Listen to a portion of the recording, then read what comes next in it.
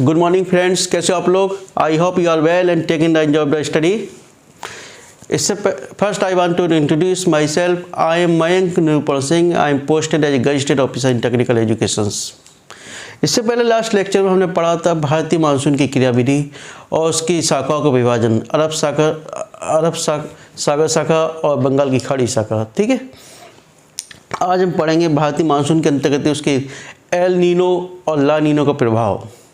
ठीक है, एक्चुअली अक्सर क्वेश्चंस मेंस में भी और प्री में भी पूछ लिया जाता है कि एल नीनो क्या है, उसका प्रभाव क्या पड़ता है भारतीय मानसून के ऊपर। ठीक है, उसी का स्टडी करते हैं आज। एल नीनो है क्या, पहले ला नीनो देख लेते हैं हम। ठीक है, ला नीनो है क्या। देखिए, आपको मालूम होना चाहिए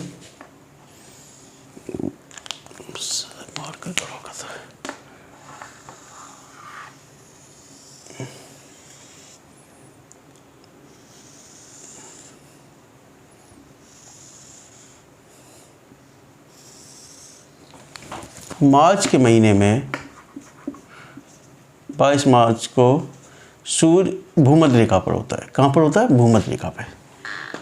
ठीक है, भूमध्य रेखा पर होता है। ठीक है, और 21 जून को कर्क रेखा पर। ठीक है, और दिसंबर में यहाँ पर मकर रेखा पर। ठीक है, दिसंबर मकर रेखा पर होता है और 21 जून को कर्क रेखा पर होता है।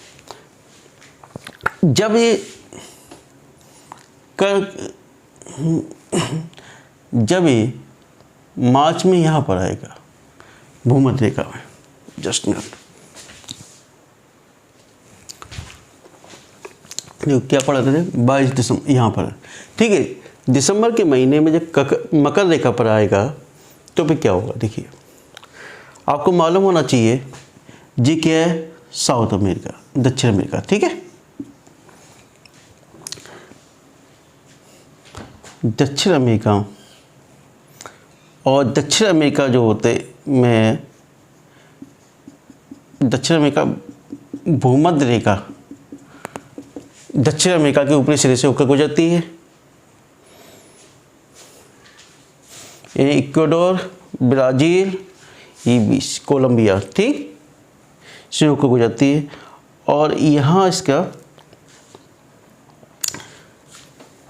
मकर रेखा ऑस्ट्रेलिया तथा दक्षिण अमेरिका के मध्य से होकर गुजरती है, बीच में। ठीक है, इसके दक्षिणी, इसके मध्य से, ठीक है, होकर गुजरती है। तो जब सूर्य की किरणें यहाँ पर आएंगी, इस पे पड़ेंगी, दिसंबर के महीने में यहाँ पर पड़ेगा। ठीक है, तो क्या होगा? इसके सिरे पर बहने वाला जल गर्म होगा। ठीक है, कैसा होगा? गर्म होगा।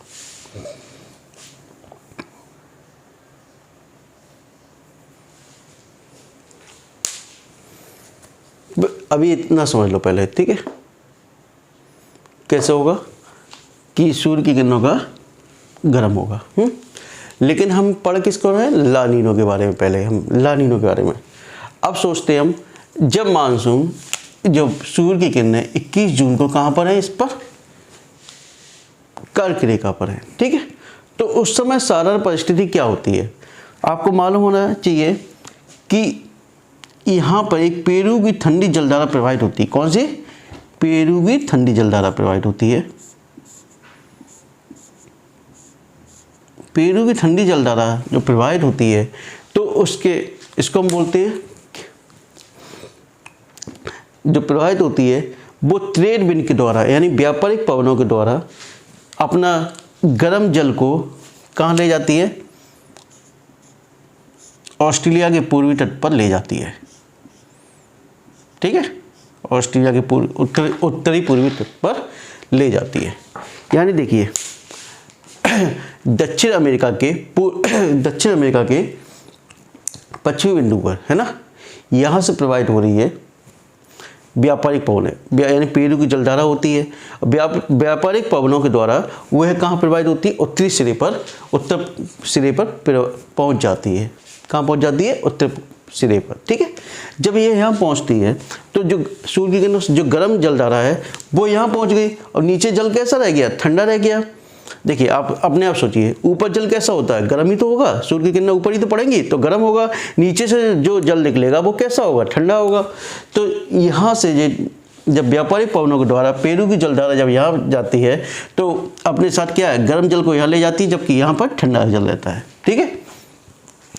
जब गर्म जल की मात्रा यहाँ पर इंडोनेशिया और बोर्नियो, इंडोनेशिया ये और जो बोर्नियो है, ठीक है, और जो उत्तरी से जब यहाँ पर सर्वाधिक एकत्र हो जाती है, यानी कि सब क्या? गर्म जलधारा पहुँच गई, गर्म मात्रा, ठीक है।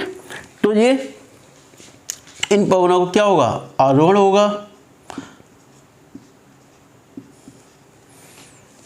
गर्म जलधारा पहुँच गई यहाँ पर तो क्या होगा? निम्न वायु दाब का क्षेत्र बनेगा और इन पवनों का आरोहण होगा।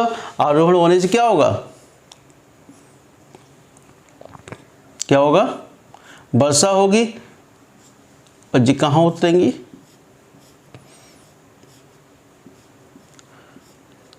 आरोहण होने से जी कहाँ उतरती हैं?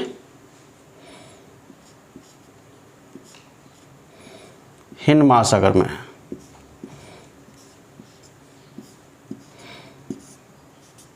ठीक है। और यहाँ जी कहाँ उतरती हैं?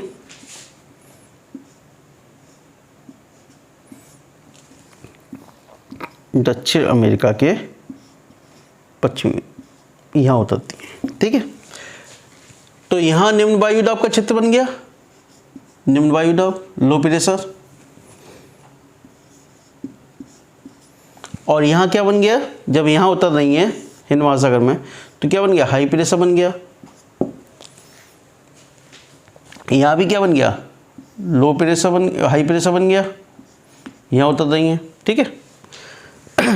तो हाई प्रेशर से जब यहाँ हाई प्रेशर बन गया तो उसकी पूर्ति के लिए कैसे चलेंगी? यहाँ से हवा चलेंगी, ठीक है। और पूरी एक क्या बना लेंगी? ये देखो यहाँ से यहाँ उतरी थी नीचे तो इस सीधी एक क्या बनाएगी? एक सेल बना लेंगी, ठीक है। अब जब यहाँ हाई प्रेशर होगा, क्या होगा? हाई प्रेशर होगा तो इस क्षेत्र में क्या वर्षा तो होगी नहीं? क्या नहीं होगी? वर्षा नहीं होगी। जबकि इस क्षेत्र में क्या होगा? वर्षा होगी। और वर्षा के कारण इस क्षेत्र में का जल यहाँ समीप में ही प्रवाहित होगा।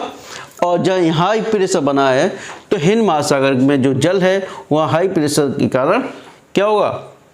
जब हाई प्रेशर बन जाएगा तो आपको मालूम होना चाहिए कि वही हाई प्रेशर के कारण जब यहाँ ग्रीष्मकाल में क्या होता है? लो प्रेशर जनरेट होता है।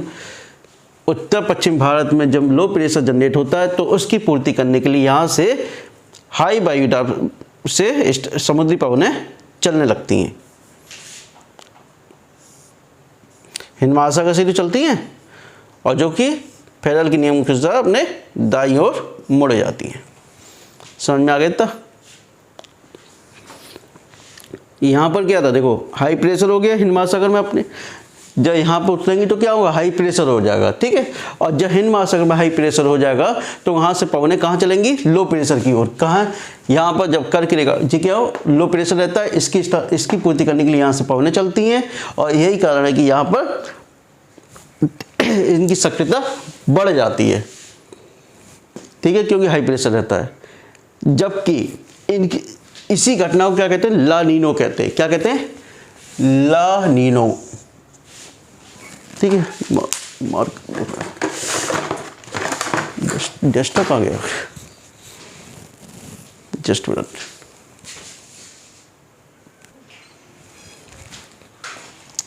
ठीक है, इसको साफ पता है?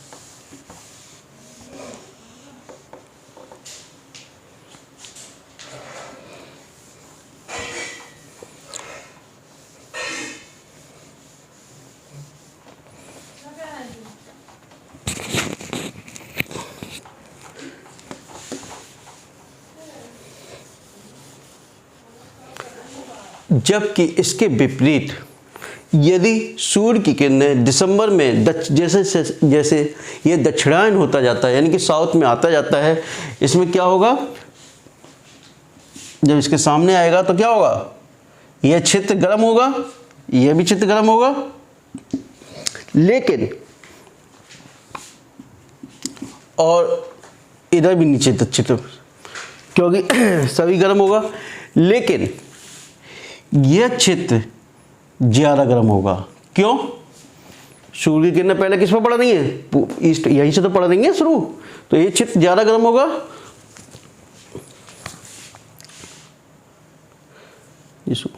अब यहाँ जो पेरू की ठंडी जलधारा थी, कैसी, पेरू की जो ठंडी जलधारा थी, कैसा जलता अभी तक, ठंडा था, अब क्या होगा जी, गर्म हो जाएगा। कैसा हो जाएगा, गर्म हो जाएगा। ये गर्म हो जाएगा। जब ये जल गर्म हो जाएगा, इसकी अपेक्षा अधिक, अब इसके रीजन देख लीजिए, क्या क्या रीजन है कि ये जल यहाँ पर गर्म होता है। ठीक है, पहला रीजन तो यही मान लीजिए कि जैसे जैसे सूर्य दक्षिणायन होता जाता है, वह इसके संपर्क में आता जाता है और सूर्य की किरणें इस पर लंबवत पड़ती हैं और यह जल गर्म होने लगता है अधिकतर। ठीक है, दूसरा, इसके समीप ही दक्षिण अमेरिका के, ठीक है, समीप नजका प्लेट है। क्या है, नजका प्लेट है जी। कौन सी प्लेट है, नजका प्लेट है। अब मैंने इससे पहले एक वीडियो है बर्ड ज्योग्राफी के अंतर्गत मैंने डाला था कि जब भी दो प्लेट आपस में टकराती हैं तो एक प्लेट का क्षेपण होता है। ठीक है, तो भारी प्लेट कौन सी, इसमें नजका प्लेट भारी प्लेट है। नजका प्लेट नीचे प्रवेश कर जाती है, नजका प्लेट नीचे प्रवेश कर जाती है और उसका क्षेपण हो जाता है। क्या हो जाता है, क्षेपण हो जाता है, और जिसके कारण वहाँ पे क्या, ज्वालामुखी के नीचे से मैग्मा निकलता है। क्या निकलता है, मैग्मा निकलता है, और यही कारण है कि वहाँ पे क्या होता है, जल गर्म हो जाता है। यहाँ पर अन्य की अपेक्षा जल गर्म हो जाता है। ठीक है, समझ में आया। यानी कि दक्षिण अमेरिका के बगल में कौन सी, नजका प्लेट है। नजका प्लेट जब उससे दक्षिण अमेरिका की प्लेट से टकराती है तो उसका अधिक घनत्व वाली प्लेट कौन सी, नजका प्लेट है। उसका क्या होता है, क्षेपण हो जाता है। क्षेपण होने से उसके किनारों से मैग्मा निकलता है। मैग्मा निकलने के कारण उसका जल अधिक गर्म हो जाता है, और यह किनारों पर जो पेरू की ठंडी जलधारा प्रवाहित हो रही थी, वो किस में चेंज हो गई, गर्म जलधारा में। ठीक है, अब एक जब यह जल गर्म हो जाएगा तो क्या होगा, इस जल का आरोहण होगा। क्या होगा, आरोहण होगा। ठीक है, आरोहण होगा। जब इसका आरोहण होगा, ठीक है, तो जब आरोहण होने के कारण इस क्षेत्र में क्या होगा, वर्षा होगी। क्या होगी, वर्षा होगी। और यह वर्षा इतनी अधिक होती है कि जितने भी जीव हैं, मछली वगैरह आदि जलीय जीव हैं, उनके लिए उनके आहार की श्रृंखला बाधित हो जाती है। आहार श्रृंखला बाधित हो जाती है, वर्षा बहुत तीव्र होती है। और जब ये उठेंगी तो कहाँ उतरेंगी, ये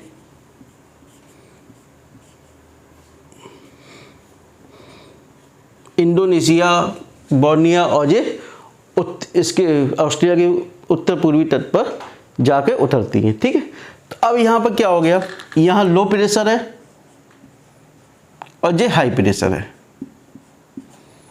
ठीक है, इतना आ गया।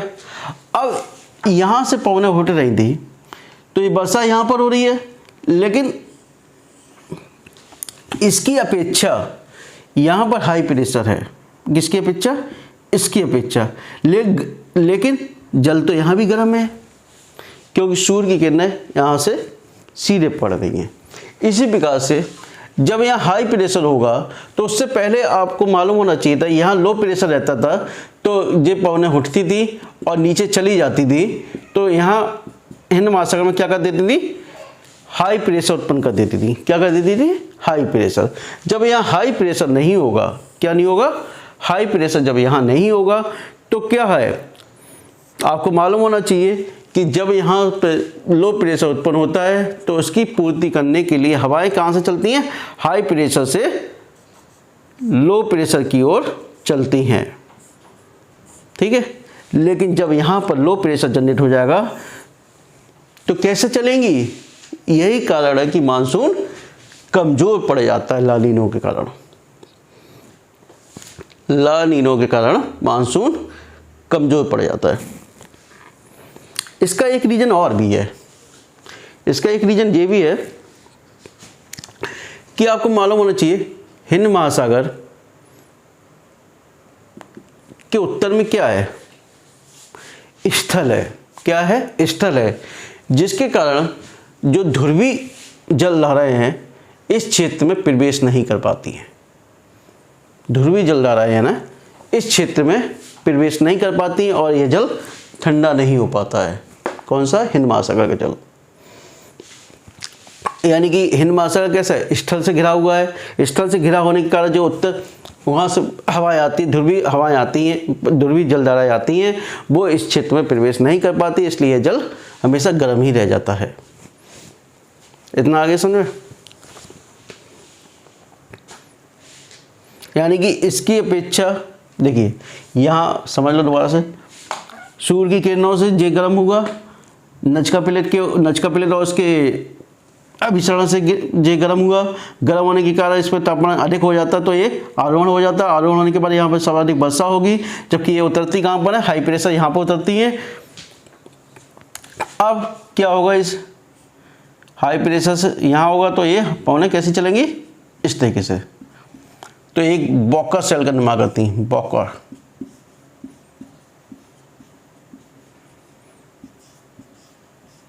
ठीक है। अब समझ में आ गया क्या रीजन था? यानी ये गर्म हुआ तो इसके कारण ये भी गर्म हुआ। गर्म होने के बाद इसका इस पवनों का आरोहण हुआ। आरोहण होने के बाद इसका कहाँ उतरना हुआ? ऑस्ट्रिया तथा इंडोनेशिया, उत्तरी श्रेय और इंडोनेशिया बोर्निया के पास। ठीक है।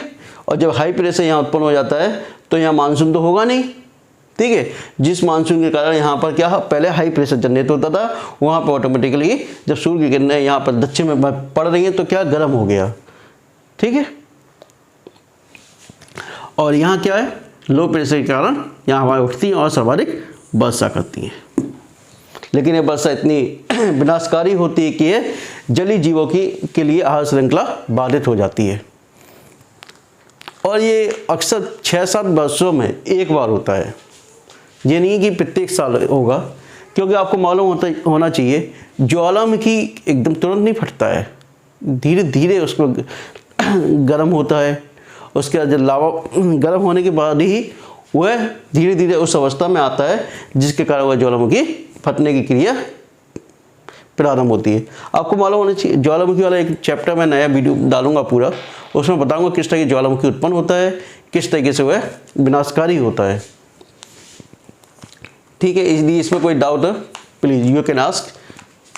और यदि मेरा वीडियो आपको समझ में आया हो प्लीज़ सब्सक्राइब जरूर कीजिएगा और मेरे व्हाट्सएप नंबर पर मैसेज कीजिएगा। यदि आपको कुछ भी डाउट है तो मैं definitely I will provide the solution of this questions. ठीक है। Okay, thank you, good night.